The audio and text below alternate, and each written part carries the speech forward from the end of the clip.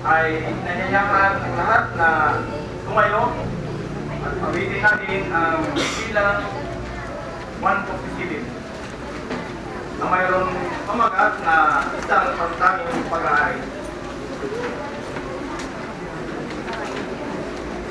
Pakisuyo na pakinggan yung musika.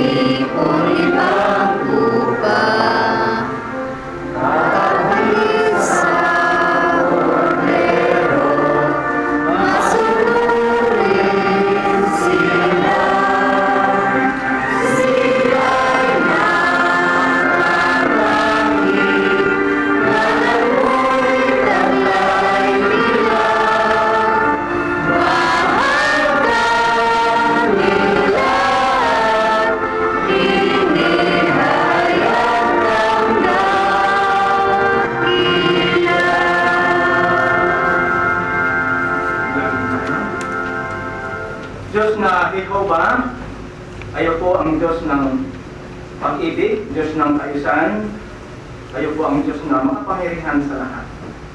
Kami ay muling lumalapit sa inyo sa pribiyong panalangin nito. Kami bilang isang kongregasyon ng Masinag ay nagagalak na magpapasalamat sa inyo sa lahat ng mga pag-alalay, mga proteksyon na patuloy mong pinagkaloob na tinamasa namin sa buong hapon na ito. Kami rin ang mga Jehovah ay umaasa sa proteksyon po ninyo sa malagang okasyon na aming gagawin sa ngayon. Ito yung pagsunod sa utos po ninyo na ginanap ng inyong maibiging na anak na sinakripisyo ang kanyang buhay para sa amin.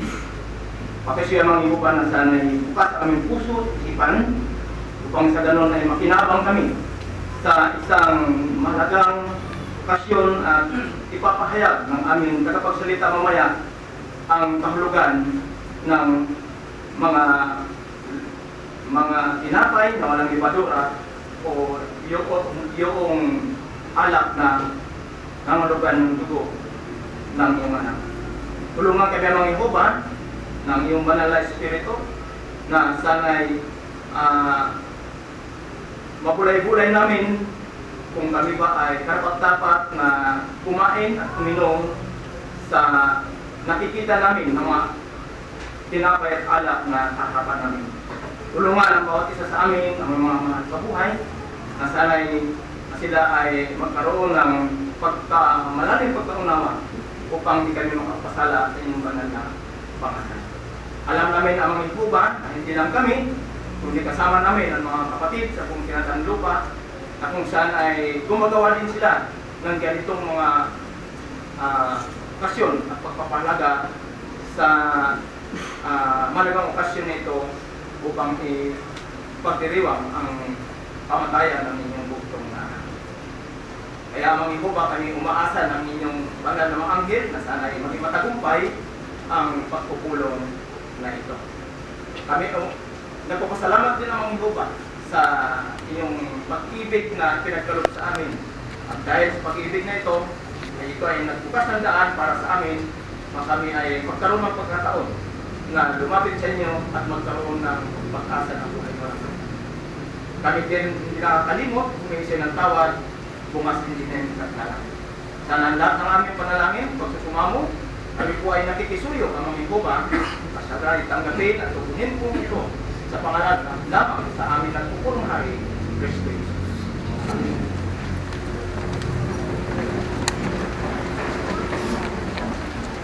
Gabi nito mga kapatid, tayo ay makakarinig ng salutiyang pahayag na mayroong paksang mahalagaan ang ginawa ni Kristo para sa iyo. Kaya pakisuyo ang iyong hindi naman maging para lahat po tayo ay makinabang sa gabi nito. Tawagin natin ang ating tagapagsalita na si kapatid na Jonathan Gabi.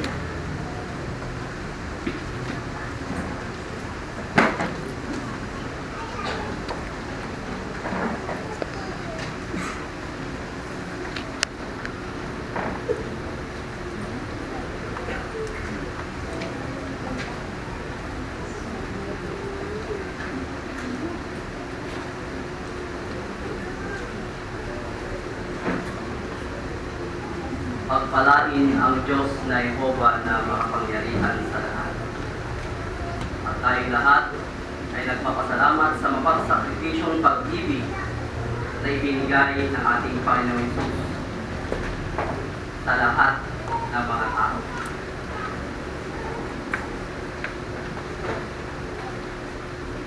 Sa Jerusalem, nakikita ng isang bantay na sumisilip na ang buwan, ang bagong buwan. Ngayon, pinagbibigay alam ito sa Sanhedrin. At dinideklara ito na pasimulan na ng bagong buwan. At yung mga mensahero ay nagpapatalastas at nagpapailandan ng umalipukay na apoy bilang tanda na nagsimula na ang Nisan. Kailan ba natin malalaman na nagsimula na ang Nisan? Ang Nisan ay pumapatak sa kalendaryo natin na ginagamit na yung Gregorian calendar sa March at April. So nagsimula ang bagong buwan sa Gregorian calendar na ginagamit natin March 9. Eh magsisimula ng pagbilang yan kung kailan papatak ang Nisan 14.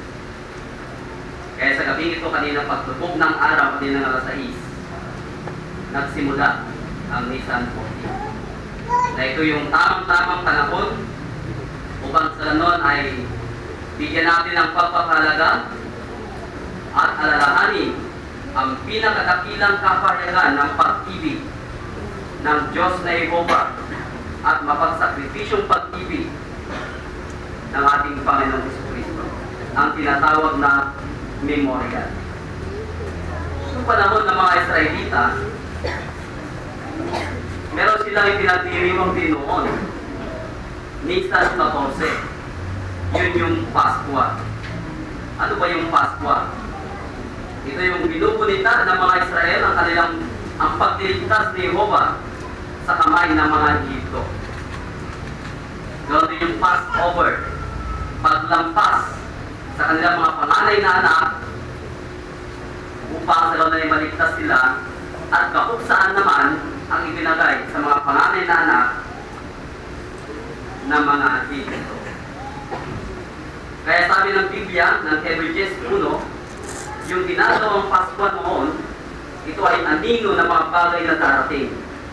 na kung paano noong panahon na i-celebrate nila ang Pasko, naalala nila yun yung panahon ng pagliligtas ni Jehovah sa bansang Israel.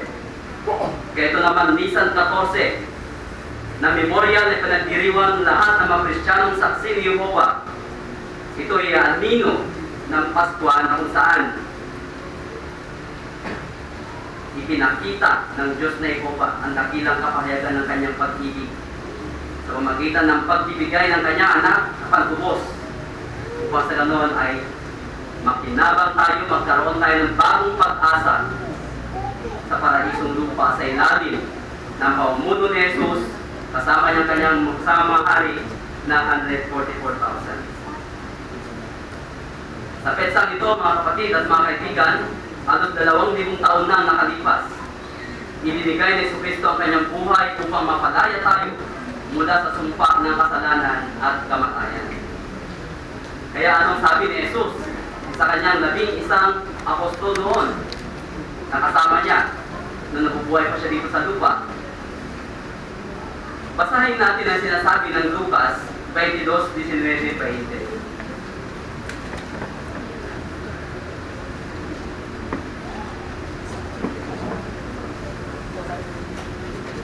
Hindi na pong nakita.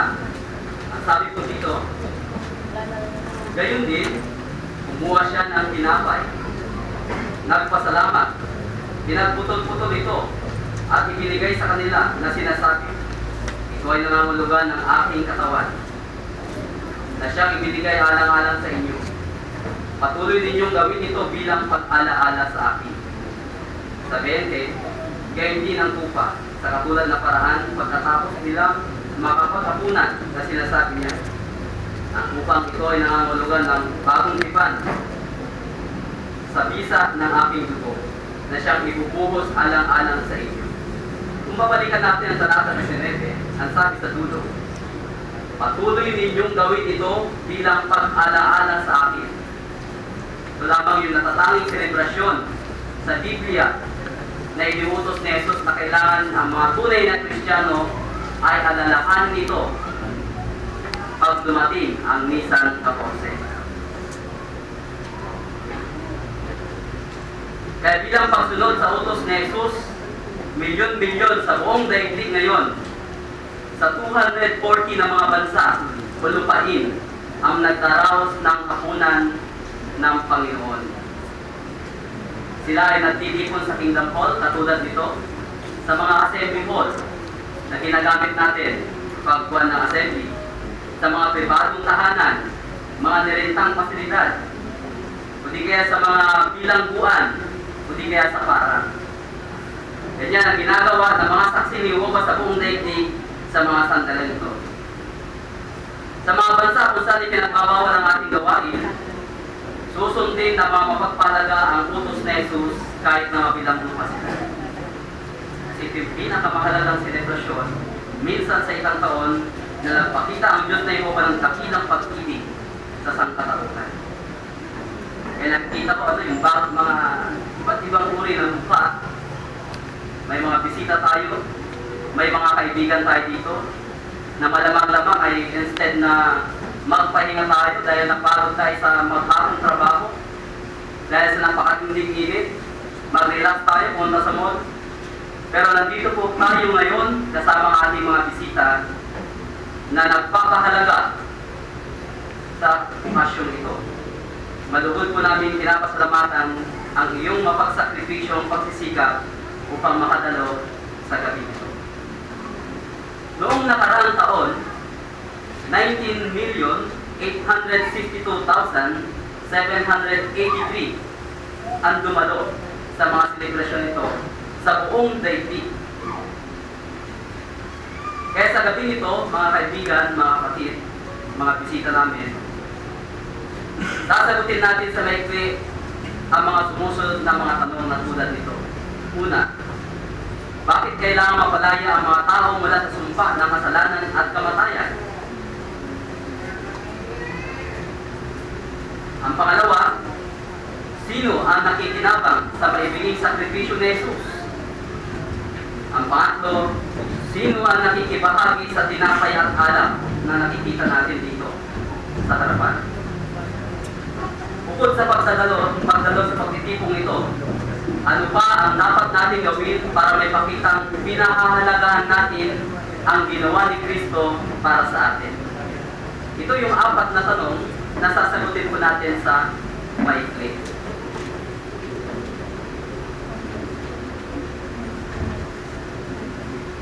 Ang lahat ng mga tao ngayon sa buong daigdig ay kailangan nila ng kaligtasan. Kasi may nababasa tayo sa Biblia kasi napag-uhukom at pupuksain ang kasamaan sa lupa. Kaya kailangan mailigtas yung mga tao na totoong may takot sa Diyos. At ang isa pa na nangangailangan ng kaligtasan ng mga tao ay dahil din sa isang tao. Ang unang tao si Adan, na nakita natin na siya yung tumira doon sa paraiso sa Eden. Pero kalaunan, yung pag-asa niyang mabuhay sana magpakailanman ay hindi nagpatuloy. Ano yung nangyari? Bakit hindi nagpatuloy yung kanyang paninira sa paraiso? Kasi hindi siya naging masunuri sa utos ng Diyos na Jehovah. Kaya yung dahilan kung kaya hindi siya nagpatuloy na mabuhay magpakailanman sa paraiso sa lupa. Kaya dahil sa kanyang pagsuway, naiwala niya ang kanyang buhay, ang kanyang pag-asa, ang kanyang malapit na kaugnayan kay Jehovah, at ang pag-asang mabuhay magpakailanman. Siya lang ba ang nawalan ng pag-asa? Siyempre, naidamay din yung kanyang mga supling. Ano yung patutuo natin na tayo ay naidamay sa kasalanan niya? Basahin natin ang Roma 5:12.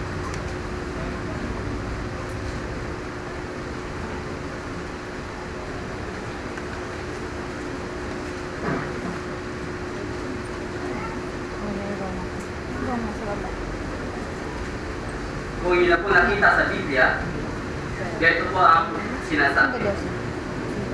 Kaya naman, kung paano sa pamagitan ng isang tao, yun si Adan, yung isang tao na tinutukoy dito, ang kasalanan ay pumasok sa sanlibutan at ang kamatayan sa pamagitan ng kasalanan.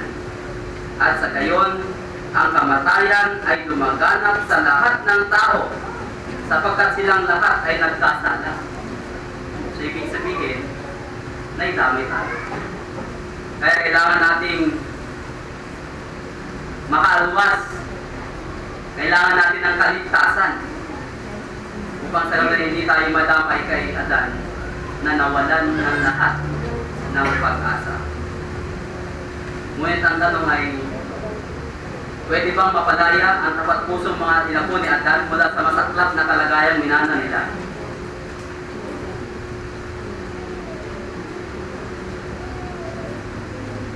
Pwede po. Pwede. Pwede silang mapalaya mula sa masaklap na kalagayang minana nila kay Adan. Sa pamamagitan ng ano? Ito ay sa pamamagitan ng pagdalaan ng Diyos ng haing pantubos ng kanyang anak na si Yesu Cristo. Kaya pumunta si Yesu Cristo dito, sinugo ni Jehovah si Yesu Cristo sa lupa upang maglingkod at magsilbi sa mga tao. Yan ang ginawa niya noon nung nabubuhay si Jesus sa lupa.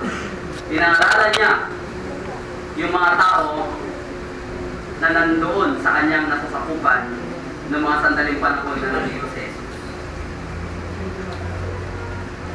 Nagpalaya siya at nagpatawad ng kasalanan sa pamamagitan ng kanyang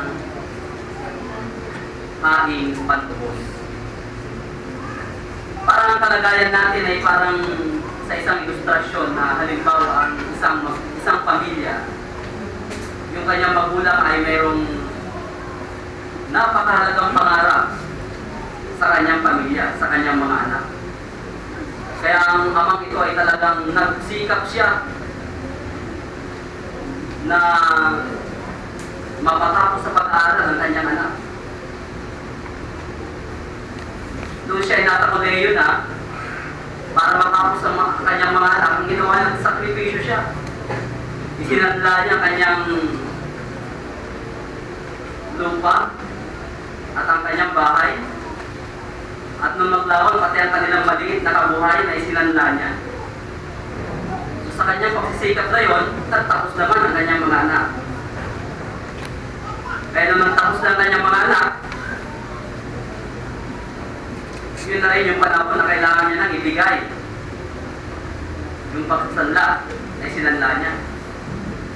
Ngayon, ang punto ay biglang humirap yung kanyang buhay.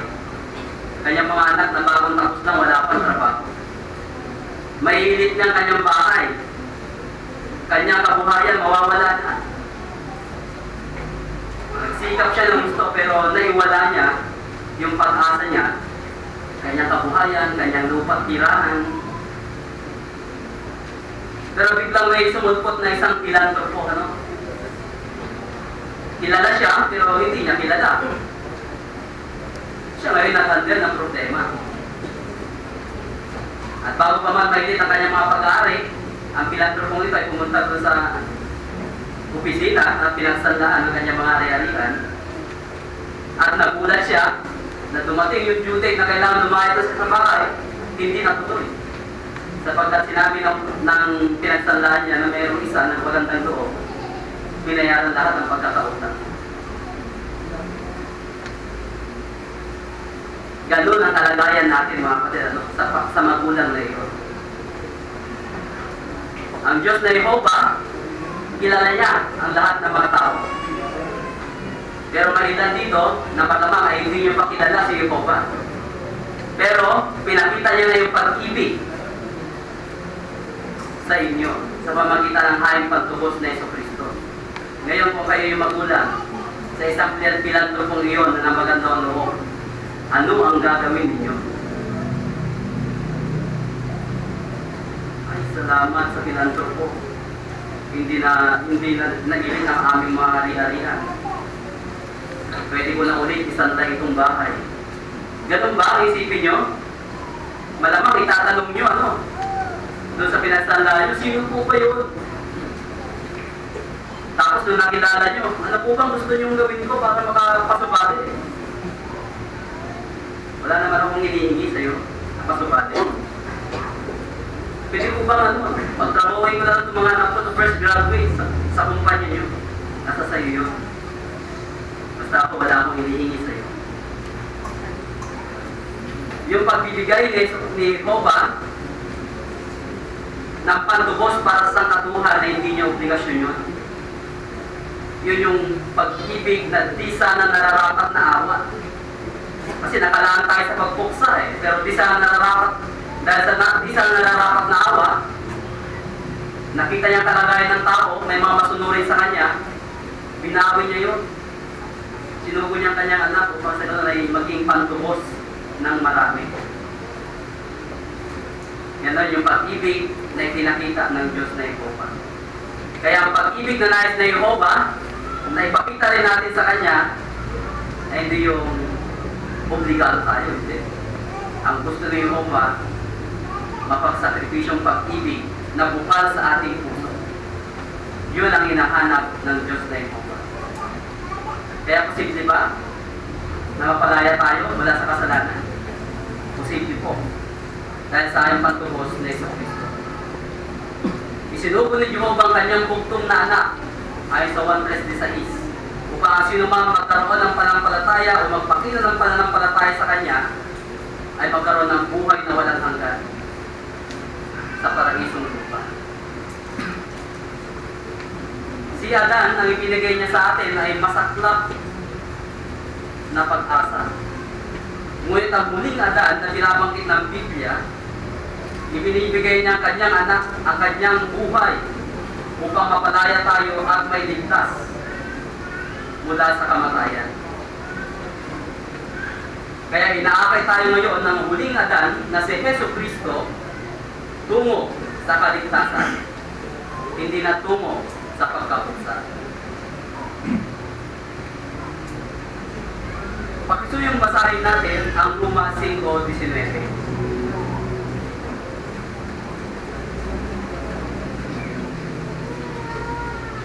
Nakita niyo na po ba? Sapagkat kung paano sa pamagitan ng pagsuway ng isang tao ay marami ang binilang na makasalanan. Yun yung si Adan. Sa gayon ding paraan, sa pamamagitan ng pagkamasunurin ng isang tao, si Jesus, ay marami ang ibinilang na matuwid. Kaya ang uling Adan, pwede niya tayong iligtas mula sa masaklap na kalagayan dahil sa kanyang ating pagtubos. Ngunit ang tanong ay, bakit kailangan mamatay si Jesus? Kasi namatay, ano? Namatay si Jesus. Yun ang history at yun yung sinasalaysay ng Biblia. Namatay si Jesus hindi dahil sa kasalanan na binabanggit ng Roma 5:12. Ito ay dahil sa pantubos. Gusto niyang punan yung nawala. Ibig sabihin, sakdal sa sakdal. Sakdal na buhay ang naiwala ni Adan. Sakdal na buhay din ang kailangang mawala. Kasi yung mga tarungan sa batas ng Israelita, ito yung katarungan. Kung ano yung inutang, yun ang kabayaran. Sakdal sa sakdal, katarungan ba? Makatarungan ba yung pagbabayad? Makatarungan kasi parehas sa sakdal. Walang binanang kasalanan si Jesus kasi hindi siya pinagbigay. Direktang nilagay ng Diyos o inilipat sa sinapupunan ni Maria si Jesus. Walang nangyaring pagtatali. Kaya ang banal na Espiritu ang siyang lumubog kay Maria upang magsilang din ng isang sakdal na katawan na walang kasalanan, walang bahid ng genes, genis ni Adan, walang bahid. Kasi sakdal na buhay na nanggaling kay Jehovah. Kaya wala siyang kasalanan na tulad natin ay pinaglihi tayo sa kasalanan. Perfecto at sakdal si Panginoong Jesus, nakatumbas ng katarungan sa harap ng Diyos na Jehovah. Kaya ang tanong kanina, bakit kailangan mapalaya ang mga tao mula sa sumpa ng kasalanan at kamatayan? Basahin po natin ang Hebreo 2:9.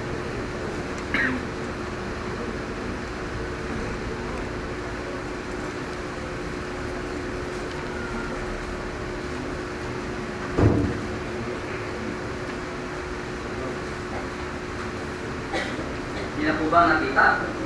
Ganito po ang sinasabi sa Hebreo 2:9.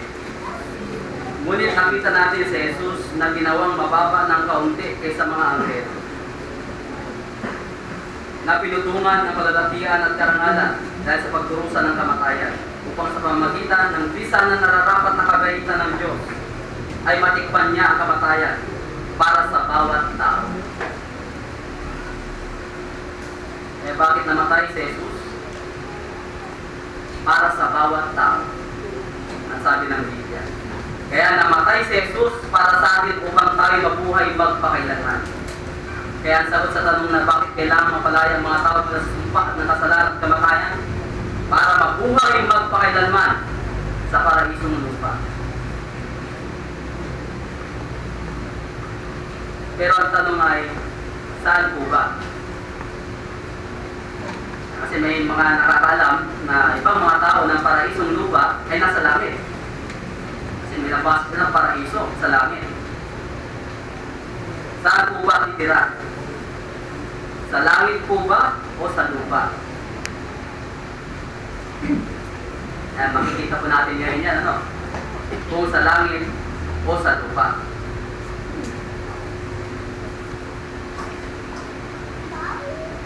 Ang tanong ngayon, sino ang nakikinabang sa ibibiging sakripisyo ni Jesus? Inilarawan ng Biblia ang dalawang pag-asa para sa tapat ng mga tao. Ito yung langit at lupa. Kaya dinidilingin natin ngayon kung saan tayo, no? Kung saan tayo gustong na o nais ni Jehovah na mabuhay. Kasi siya magpapasya, hindi tayo. Gusto ko sa paraiso. na yung gusto ko sa langit. Hindi tayo magpapasya noon.